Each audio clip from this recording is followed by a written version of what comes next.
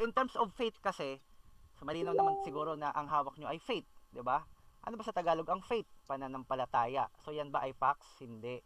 Di ba? Malinaw kasi na iyan ay pananampalataya. Actually, inamin na yan ni Bro Ali nung nakaraan doon sa usapan namin. Sinabi niya na faith ang hawak nyo at hindi talaga magpo-prove kung totoo kasi nga faith, hindi siya facts.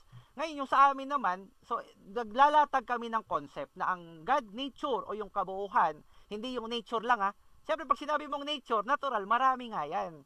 'Di ba? Ang tinutukoy naming Diyos ay yung kabuuhan na kung saan kapag ma-prove nyo ang ala nyo, magiging part lang pala siya ng nature. Ibig sabihin, naturales ang existido ang Diyos nyo na dapat yung maunawaan yun. Dapat maunawaan. Nililinaw ko yung salitang unawa. Kasi kung walang unawa, hindi mo talaga maunawaan yun, di ba? So, paano tayo magkakasundo kung sa unawa pa lang? Hindi. Maghahanap ka ng dictionary, God, nature. Eh, wala sa dictionary yun. Ang nando, nature at God, di ba? Na nagkataon na hindi pa nila alam o hindi pa nailalagay sa dictionary ang God nature. So, ngayon, kung bibase ka sa dictionary, ay baka wala talagang God nature sa dictionary, di ba? Kaya nga ito, sinasabi nga namin na ang God namin ay nature. Ano ba yung Diyos mo? Wait, training Mga start. 3 minuto bro. Sino yung Diyos ni Sino yung Diyos ni Sander? Time, time. Nature daw, nature. Okay bro, sino yung susunod? Sinusunod. Bigyan mo ako 3 minuto bro. Sige lang. Okay bro, sige, pag nagsalita ka, start na tayo. Yan. Actually, didibang ko lang yung argument na binigay niya kanina kasi gumagamit siya ng philosophical argument pero hindi niya nauunawaan kung paano ba ang tamang paggamit ng philosophy. Now, yung ginagamit yung argument, nag-commit siya ng tinatawag na appeal to ignorance. Okay? Basic logic yan, yung tinatawag na appeal to ignorance. Baka hindi mo alam yan. Now, kapatid, yung pinag-uusapan kasi natin dito is nature of God.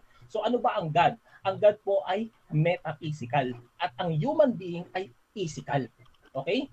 Ang creation ay material at ang God ay immaterial. Of course, yung binabanggit mo talagang no human being can comprehend God. Even ikaw, kahit sabihin mo may binabanggit kang nature, ano yung nature na yan? Ano yung pinaka-core na yan? No one can comprehend that. Now, yung binabanggit mo kanina na ang mga theists ay yung mga religious people ay gumagamit ng faith lamang, which is walang mali itong totoo yun, but at the same time gumagamit lang ng logic, but we don't go beyond our boundaries kasi nga ang utak natin ay finite.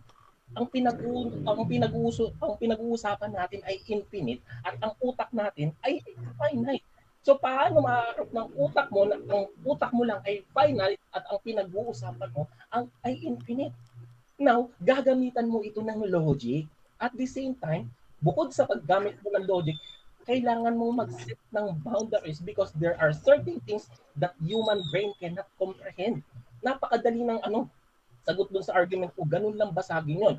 Okay, bibigyan kita ng halimbawa kung paano namin papatunayan yung God namin na si Allah subhanahu wa ta'ala. One of our scholar, Al-Ghazali, he created the theological argument we call cosmological argument. Okay? Ano ba ang cosmological argument? Ang cosmological argument, anything begins to exist as it was.